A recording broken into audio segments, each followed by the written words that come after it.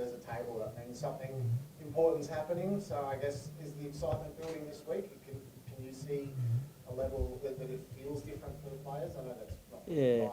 Oh, the excitement's been building here for a while, I guess. Well, you know, the two previous games we've had have been pretty exciting because we've been playing for a top 4 spot and home finals. So in a sense, we've been playing finals for a couple of weeks. So yes, we've had a week off, so that sort of helps naturally build towards the game on the weekend. But we feel that the preparation that we've had in recent times will stand us in good stead, and things are pretty calm around our club at the moment. Do you think the week off helped the side? Like, you know, it's a young side, they've been up for a while, maybe a bit of a rest might have been good for them? Yeah, I've probably pretty much found over the 3 years that I've been here, every time we've had a bye, it's been good for us. And we seem to have a reasonable routine around that bye, which we followed this time around as well. So the expectation is that our guys will come up with a lot of energy and a lot of effort on the weekend, and judging by the noise and the banter around the footy club this week, those energy levels are up. A rarity in pro sport that you get to play the same opposition 2 weeks in a row, or 2 games in a row. It is, but for us we think it's great because it's recent learning, and there's no better way to prepare. So you know, we've looked at that game really closely. We've worked out what we did well. We've worked out what we didn't do so well. We know that there's a lot of improvement that we need to make to really challenge Richmond, and we think we've identified those things and we've gone to work on them. So I guess we'll see on Saturday night whether that's helped or not, but I think it's great that we've played them recently. Thanks. Given this team has already defied expectations so much this season, do you think that changes the level of pressure on the team, at least externally? So what, you think there's less pressure on us, or? Well, potentially, given you've just, you've exceeded everyone's expectations. Yeah, I don't know. I sort of don't take too much notice of external. We're certainly putting the pressure on ourselves to perform at the highest level we can over the next few weeks. You know, we've created through hard work and great teamwork a real opportunity. We've got 2 home finals. You know, we finished top 2 and we've earned the right. So we want to make the most of that opportunity. So yeah, we got the pressure on ourselves. We know if we want to be the best, we've got to beat the best. I've said that many times this year, and Richmond are the best, I think. So we've got a golden opportunity to test ourselves out on Saturday night. Fags, have you the club made approaches to the umpires about what happened to Charlie and Grimes to say? Yeah, Make sure I'll say this, on a regular basis throughout the season, we make contact with the umpiring department. We don't do so to whinge and moan. We do so because we actually trying to be a side that doesn't give away too many free kicks, because it doesn't help. And we found them really good to work with. So what we did after the game against Richmond, we did what we always do, and we just asked them about a few of the decisions that were made, both for and against us. And included in that was a couple of the contests that Charlie was involved with. So yes, we have asked the question about that, but some other things as well. In regards to the Charlie thing though, him and Dylan Grimes, they're both 2 great players, all right? And we think that probably Charlie needs to come up with a few more strategies to challenge Dylan Grimes, and that's what we've been working on over the last 2 weeks. We're not expecting any favours from the umpires. They'll just umpire what they see, and we know umpiring is an extremely difficult task, so we're not relying on anything in regards from the umpires. It's all about how Charlie goes about his work and how his teammates can help him and all those sorts of things. If Charlie's having a quiet game and struggling to get the game, are you confident you've got enough avenues to get yourself the score? If you go and have a look, right, at all the AFL teams and who averages the most guys having a shot on goal per game, it's us. We're number 1. We have about 8.5 goal kickers per game, which is as good as anyone. So that's the answer to that question. Charlie's been on fire lately, and so the focus has gone on him. But to win finals, you need multiple avenues to goal, and that's what we'll be looking for. So what's your direct message to Charlie, or has it been Fags this week, to mind off the grind stuff? No, it's about what he needs to do, about how he manages himself during the game, where he moves, how he moves, the directions he moves in, his work rate, all of those sorts of things. Zorks, how can the boys help Charlie? How does the midfield help Charlie do that? Oh, we've just got to keep giving the opportunity to do what he can do. But there's a lot of talk about Charlie, but there's 5 other guys in that forward line, 7 at times, that can certainly pull their own weight. And I think we've seen that across the season that, as Fags just mentioned, everyone's been able to chime in at different times and been able to hit the scoreboard. So I know there's a lot of talk around Charlie, but there's other guys in that forward line that are just as dangerous and can certainly do damage on the scoreboard. So that's probably from my point of view. There's a lot of guys that can go through there. How does it feel not to be nursing a mad Monday hangover this morning?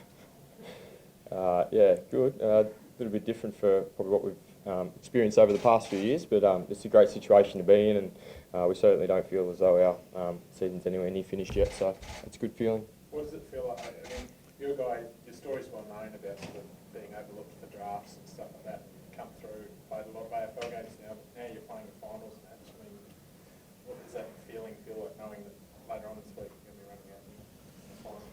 Yeah, pretty exciting, but I haven't really thought about that too much, to be honest. I think one thing that we've been able to do as a group, coaching staff as well, is been able to keep things very much the same as what they've been all year, and the boys have treated it just like business as usual. We've come in, we've reviewed our games, there's been no extra hype, extra talk, nothing like that. I think that shows a lot how far the club's come maturity levels, not only the players, but I think the coaching staff as well, and for me personally, hasn't really felt any different. Yep, it's a final series, but it's really important we know what we have to do and go out there and execute to the best of our abilities, and that's pretty much all we've been focused on, to be honest. Thanks. The boys have been glowing with your coaching style over the last few. They have to be, because they've got to get a game each week, so they say those sorts of things, so they try and get their way into the team, you see. Yeah. Can you talk us through, I guess, the approach you've taken to, I guess, mentoring the boys a little bit? Oh, gee. Well, first and foremost, I think respect them as people, build relationships, help them when they're not going so well. Those sorts of things, I guess. Treating them like men. But it's not just me, it's our whole coaching group. I mean, there's 10 of us. I'm just 1/10 of the part of that. So it's a unified effort. We all approach it in the same way, and I think the players appreciate that and respond well to that style. How do you feel when they call you dad? It's better than they call me granddad. Sometimes they call me granddad. So some bloke in the crowd called me that the other day. They were at an open training session, and he wanted me to sign an autograph. I signed it, and he said, "Thanks, Dad." Pretty bold of him, I thought, but no, it's all in good fun. I don't mind. I am a granddad anyway, so I can't hide away from the fact, can I? Chris, what's Alan Christensen going to do or has he proved his fitness, or what's he going to do? Yeah, he's fit to play. He was as good as gold last week. So during the week, so other than any mishap, he'd be available for selection. So is there, this has come across the wrong way, is there any decision to make there? Does he come straight back in, or is that a real? We haven't met us difficult this. way up between? We do selection this afternoon, so we'll weigh all that up. That's been one of the things this year as well, that you have been fortunate, I guess, with injuries and stuff like that. Is that down to particulars, down to medical stuff, or is it just luck, or how do you? It's down a combination of things. Our players are fit, they're happy. Our medical staff do a brilliant job, as do our fitness staff. The boys look after themselves, and you put all those things together, and it usually helps you have a reasonable run with injury. So I can't speak highly enough of our medical and fitness group. They've been magnificent pretty much from the day that I arrived at the club. I remember the first training session. I think there were 37 players there, and 25 were in rehab, and 12 were doing proper training. And I thought, oh gee, I forgot to ask them that question. How healthy is the list? But I've got to say, from that day forward, it was a new medical group, and we all started together. That's been addressed, and over the course of the last 2 years, we've had a magnificent run with injury, which I hope continues for the rest of this year and into the future, of course. Dan, you're running out against a team that beat you by almost last week. As leader of the playing group, how do you help the boys get over that mental side of things? Well, it's a new challenge for us, and as Fags touched on earlier, we addressed the areas that we certainly need to improve, and we're certainly, I guess we'll see Saturday night whether we've addressed them well enough. But we need to bring our energy. We need to bring our energy for the contest, and bring our pressure game. And if we can do that, it certainly puts us in a really good position. But we certainly do need to clean up the areas in which Richmond certainly played really well in that first, second part of that first quarter. They really got away from us, and we've addressed that stuff. And Saturday night, I guess we'll see if we've addressed it well enough. What do you draw on as leader to sort of, I guess, motivate yourself, or because finals is a foreign game? I don't think you need motivation to play finals. Yeah. We play for that, so I guess for me it'd be trying to settle the boys' nerves as quickly as possible and get into our process as quickly as we can. And as a leader, and I'll certainly expect the rest of the leadership group to certainly help in that department. But as soon as we can, whatever happens in the first 10 minutes, once that settles, we need to be minds on the job and getting to work on our process. And if we can do that. Dane, how do you weigh up embracing the occasion and appreciating what you've done so far as getting the city back on board, and you're going to have another 4 hours against, keeping your mind on the job, trying to stay locked in? Oh, well, I think we've had a fantastic 2 weeks leading into it where we've played Geelong, where we've certainly experienced that. Then we had the opportunity to go into the G and play in front of 77,000. So I think we've certainly had a really good, strong build-up to what we can probably expect on Saturday night. And I don't think that'll worry the boys at all. I think they'll just get out there and get to work and do what they've been doing all year. Tim, how would you describe the impact? What does a coach mean to you, and the impact he's had on your life? Be careful, you're not certain you'll be selected. Off camera, is it? No. I think he's just been someone that you can certainly lean on, and that's not only for me, but for the rest of the playing group. But having that open door policy and building those relationships from the very first time we met, it's something that, builds a lot of trust, and I think what he's been able to do in such a short amount of time with this football club is remarkable. And every time you go out there, you want to succeed for, the passion and the energy that he brings to our playing group, and, myself and no one in the team wants to let him down. So, but I reckon the very first time we met, and instant connection and the trust that we were able to build, certainly really significant. What's the gather advantage? Can you put it in points? Can you put it into them not having played outside the MCG? How much of an advantage is it? The way I see it, zero.